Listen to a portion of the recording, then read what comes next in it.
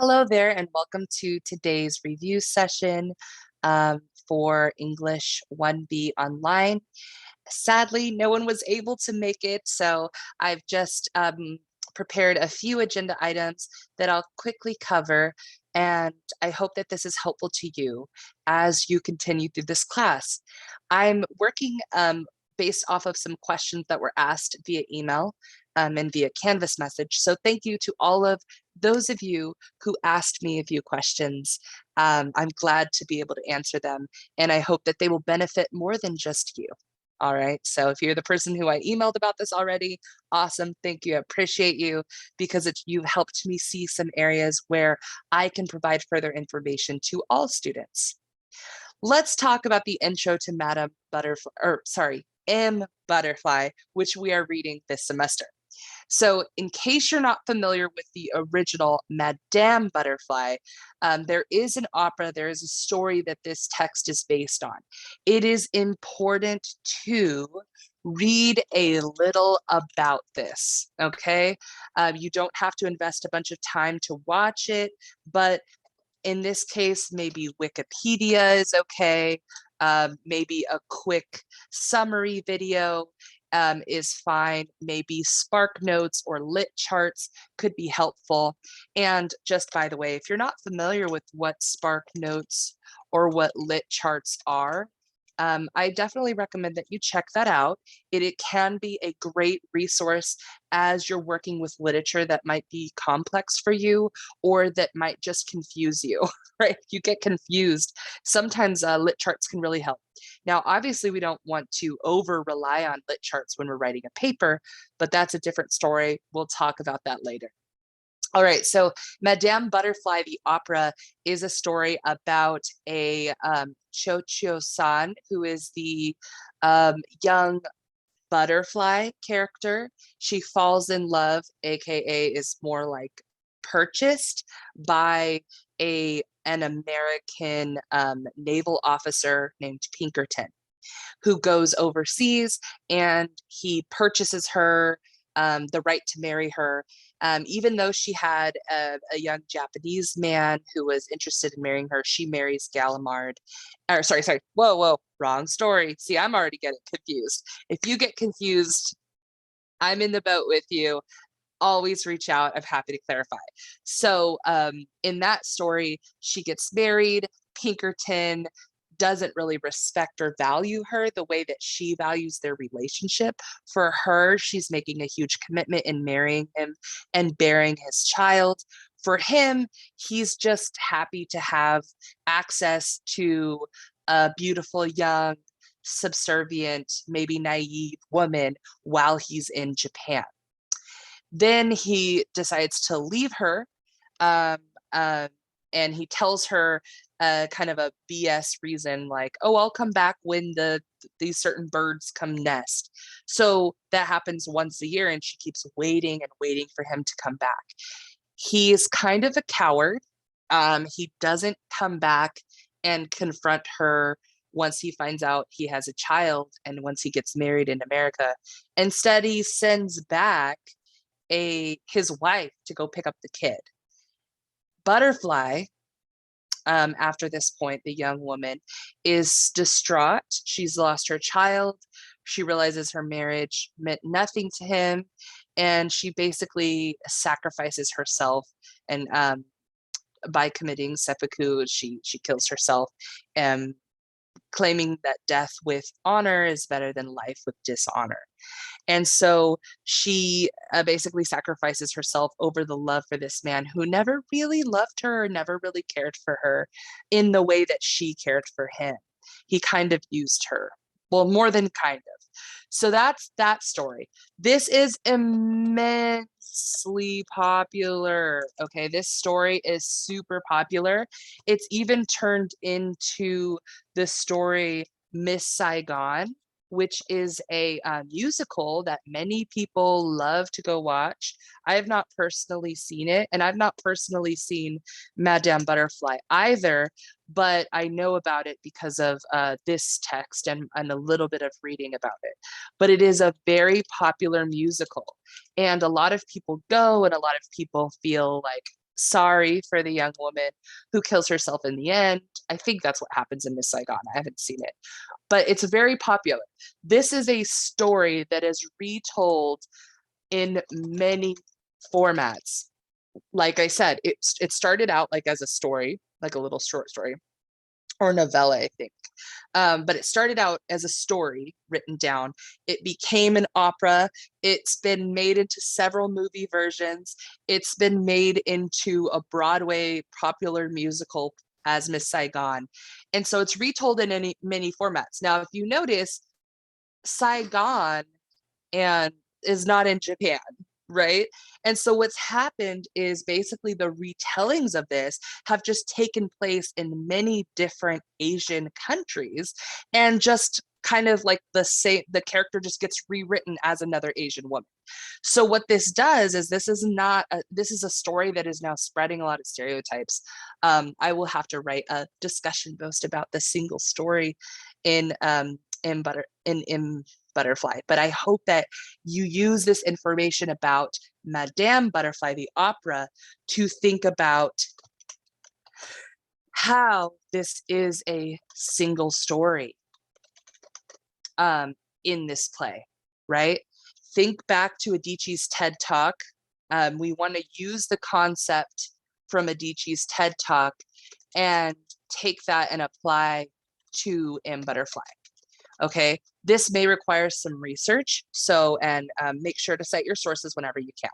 All right. The next thing that we need to know is that this play is not only based on Madame Butterfly, it's also based loosely on a true story.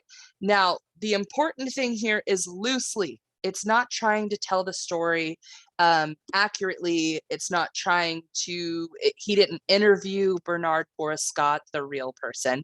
He did not interview the real person, the real people involved. David Henry Hwang heard about this story, and he wanted to know how someone could love someone for so long and not even know who they truly were. How could this happen? So he asked that question. David Henry Hwang asked that question and attempts to answer that question. And if you think about it, many of us experience relationships where we've loved someone, cared for someone for a long time. And when we broke up, usually, we found out, oh my goodness, this is your true color. Like, this is who you really are inside. That's more metaphorically, right? We're not literally looking inside someone, but they show us what their character is. And so that's the question that Hwang tries to answer. So to speak correctly and write correctly about this play, we have to make some differentiations. Renee Gallimard, the lead of M Butterfly, and pardon me, my understanding of French is very poor, so I do not really speak with a correct French pronunciation. I also do not speak Mandarin, and so I don't speak with the perfect Mandarin pronunciation as well. I am working on both, but just know that I'm probably saying it's probably Gallimard, okay. Anyway, if you made it to this point of the video, oh, you just heard me butcher that name. Cool. So we have the lead of M Butterfly.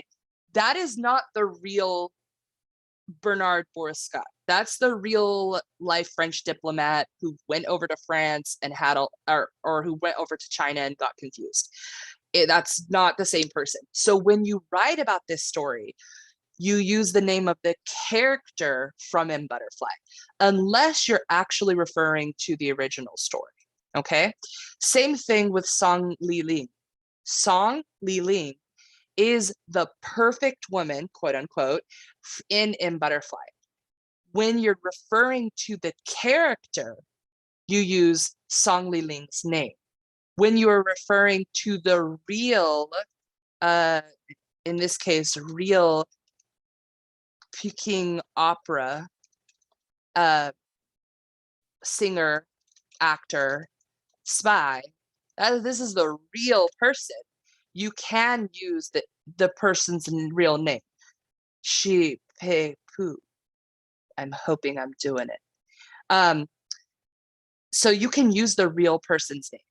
but only when you're really talking about the real person. And I know that this gets wonky, right? But I see some papers sometimes or discussions where someone's talking about, oh, Boris Scott said. No, no, no. We don't know what Boris Scott actually said. We do know what the character said. So keep in mind the character, and we're using this like little fancy sign, the character does not equal the real person behind it, that who inspired Hwang as he wrote this. And yes, that is how you say David Henry Hwang's last name. I double checked. And I actually know his cousin. So random. I met her at dancing and I wish that she would introduce me to him. I mean, like, that's a pipe dream. That's a dream, right? Like, that's someday a dream. But I'd also get too nervous if I really met him because I admire him so much. Okay, next thing. Name ordering and MLA format. So in MLA format, just a brief refresher, we refer to authors and playwrights by their last names, AKA their family names. So if we talk about David Henry Hwang, we don't call him David in our papers. That's just not how it's done. Um, it sounds a little more informal and I don't know. I don't know why. There's also not really a great rule why. It's just how MLA format works. So in MLA format, we refer to authors, poets, playwrights, all of that by their last names. That's why we say something like Shakespeare, but we don't say William. So there are a lot of Williams. There's one Shakespeare. I know that obviously doesn't work with my last name, Moore, right? There are a lot of Moores. Same thing with Hwang. We don't call him David or David Henry. It sounds like a character. This isn't the same for characters though. So when you're talking about a character, you might want to use their last name because that is what this play does. It kind of, the play when it says the name, it says the lines by the character, it says Gallimard in all caps or song in all caps. You might, for me, it's easier for me to refer to the characters by their last name because there are going to be two Renees in this play, right? We have male Renee, who is the main character, and then we have female Renee with an extra E. It could be easy to confuse them. So personally, when I write about this play, I use the characters' last names. Though when you introduce them, you probably want to use their full name. Okay, just keep in mind that when we talk about names and we talk about Chinese names, specifically Chinese name, we want to think about Chinese name order. So Song Li Ling, in this Chinese name, the family name is Song. So do make sure that when you're discussing Song Li Ling, if you're talking about Gallimard and you say Gallimard, don't say Li Ling for Song, okay? Use both of their last names. Whatever you do for Gallimard, do the same for Song, and make sure you're doing it appropriately, okay? Keeping in mind that family name comes first in this Chinese name. All right. Couple notes on the versions for M Butterfly. So it is fine. Whatever version you got will work. I do want to bring your attention to the different covers and also let you know that Act 1 ends in a different spot in the revised version, which it actually says it's the Broadway Revival Edition. I'll make it bigger, but it says Broadway Revival Edition. If you have that edition, it looks like a butterfly that's being stabbed by an M. It's a white background with a red butterfly and a black M stabbing the butterfly through the wings. If you have that version, the revised one, it's Act 1 ends in a different spot. So this is super important for spoilers. I really want to make sure that to hopefully preserve the enjoyment of this play, that we don't do spoilers. So no spoilers, please, for the people who haven't finished the play. Okay, and I also have to be very mindful of that because I have read this play so many times. So no spoilers, please. That means that when we're talking about Act 1 ends at Act 1, Scene 13. You read all the way, and by this point, you should have read it. So this is not a spoiler. You read until Gallimard and Song, remember I'm using both of their last names. They're both well, not last names, family names. Gallimard and Song consummate their relationship, meaning they do the deed, they do the nasty, they have sex. Okay. If you are uncomfortable discussing bodies and sex and things like that, this class will ask you to be brave and step out of those comfort zones. This play, remember, it is a play. This play does get a little bit more frank about bodies than it even did in Act 1. So be ready, okay? Also, if you have any questions about how it all worked out, that is definitely something we can talk about. I know that discussing it so frankly can seem taboo. Welcome to college. Welcome to English 1B. If you have any concerns, please reach out to me privately and let me know. All right. So read up until Gallimard and Song consummate their their relationship. They commence their affair in the physical sense. All right. Because Song is Gallimard's butterfly. And that's where we get this image of the butterfly being stabbed by the end. It is very violent. It is also a very symbolic image of penetration. I had to go there. I had to say that because that's literally what is going on and what Gallimard is conceptualizing when he talks about having Song writhe on his needle like a butterfly that's being pinned against a butterfly board. It is very violent imagery. It is very sexual imagery.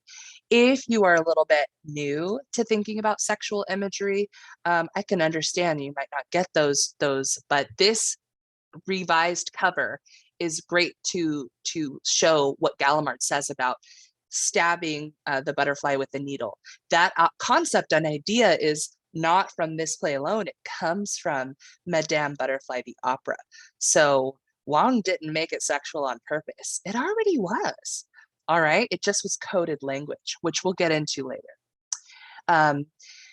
Reviewing course navigation. So I haven't seen too many people have trouble with course navigation, but in case you are, I'd like to show you what our class looks like and how I would like you to proceed through it.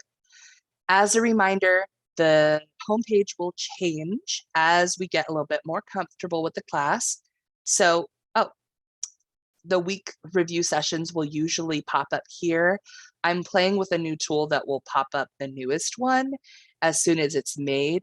There's also a playlist on YouTube that every time it's uploaded and the closed captions are there, it will go there. Okay, contact information stays here. And then at the bottom, these links to the modules are there so you don't have to scroll.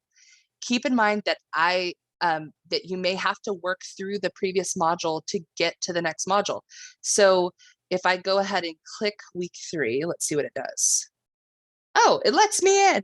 Wow, how magic. Okay, so I'm doing something new. I'm doing something where I kind of let you, oh no, it let me in because I'm not in student mode. Hold on, let me see if I can go to student mode. Student view. Okay, it still let me in. So it looks different on my end. That's why sometimes I can't tell if you have any trouble. If you have any trouble navigating, it's really important to let me know. Like I can't get into this thing because that might be on my end and I want to work that out for you. Okay, notice how it has your little check boxes. It lets you know what you need to do. You need to look at these pages. If you notice, I lay these out in a specific order. I want you to know what you're doing for the week before you get started. That can help you plan your time. So when our weekly modules come live or are published on Mondays, usually, sometimes they could be earlier on Saturday or Sunday, but expect them to be up on Mondays at the latest. On Mondays, you want to check what is due this week. Let me look at the overview. And then from there, you proceed into your reading assignments. Now, the reading assignments are usually going to be the same as I tell you about the previous week. So you can always check your summaries for the homework for the next week. So if you get confused, go look at the summary, go look at the overview. You can also quickly scan to see how many pages you need to view, how many discussions you need to do in labs. We're usually going to have 1 to 2 discussions per week. I try not to do too much more than that. I feel like that would be overwhelming. And we usually have 1 lab assignment. Now, this is going to change once we start writing essays, because you'll still have your lab assignment, but you'll be working on an essay, and then you might be doing peer review as part of the class. So I definitely recommend that if you use modules to navigate this class. Please don't be trying to go down here, try and just click into your calendar and go to assignments. Can be very difficult to understand what you're supposed to do for a discussion, for example, before you read how to quote and cite a play, right? So this is important. I don't know why it says June 26th. I will work on that. Oh no, the video is gone. Okay, I have to fix that too. See, it's so important that I check on this stuff. Fix the video link. Okay, I'm writing this down. Fix the quotation video. I may have to maybe even make my own video, which would probably be better anyway. All right, I'll work on that. But there's information for how to cite in text for plays. Our play is a prose play, meaning it's not written in poetry.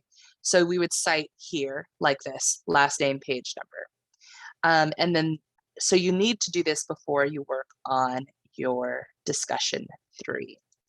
So let's take a peek at discussion 3. That's the next item. I just wanted to go over the instructions. So we are going to have lots of different types of discussions. For this one, I'm looking at you to identify 3 lines that are meaningful to you. So a line could be as short as 1 sentence, or it could be a whole thing that a character says. Usually when we talk about a play, if it's a poem, the line is only as long as the page. But because we're dealing with what's called a prose play, the lines are,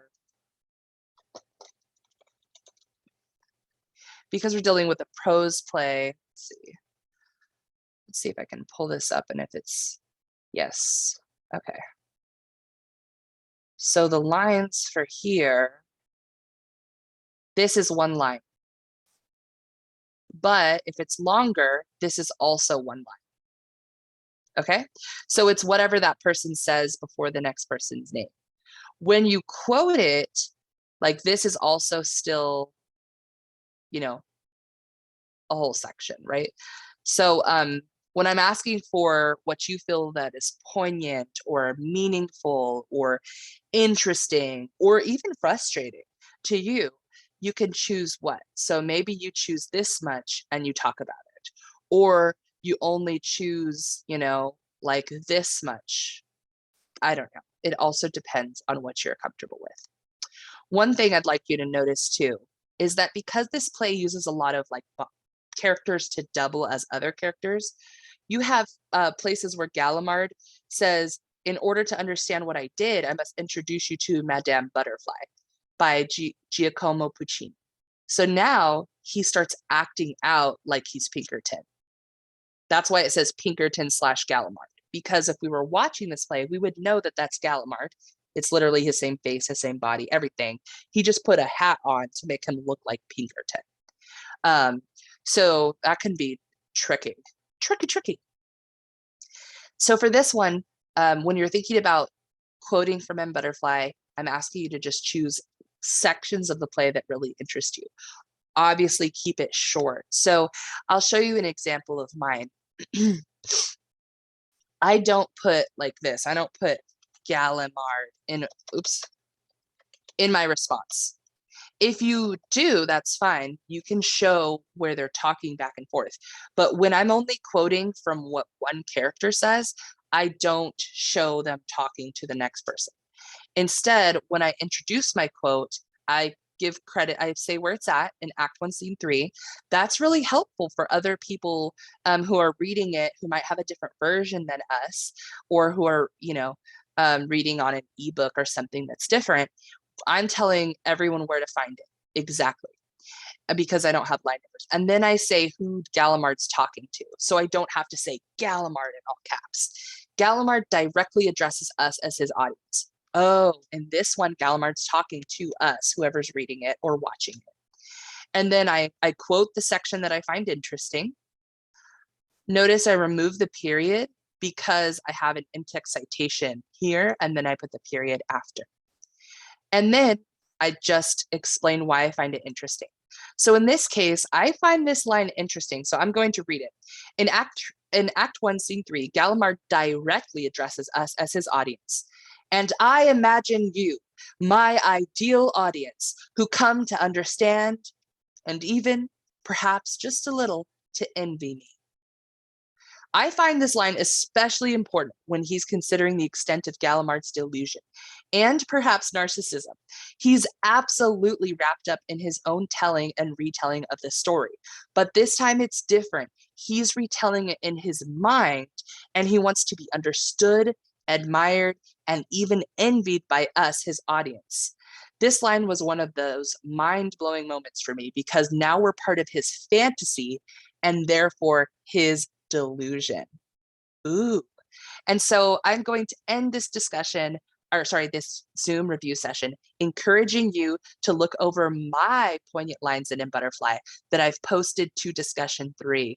I encourage you to engage with me on that discussion, respond to me, and I'll respond to you. I want to know exactly what you're thinking, right? Don't worry about being academic.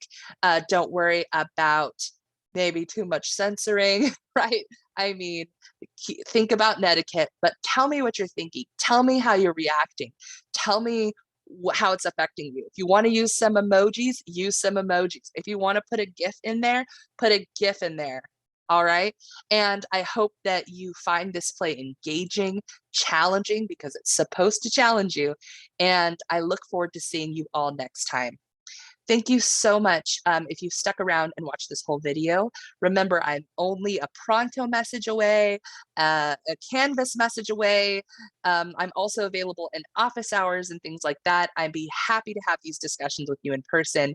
I welcome all of your questions, even if you feel like maybe the question isn't a good one for some reason. I feel like they're all good ones. And that helps me meet you where you are in this class. So thanks so much for watching. And I hope that you enjoy Butterfly at least a bit. Maybe not as much as me, but maybe you do. I don't know. And I'll see you next time. Thank you.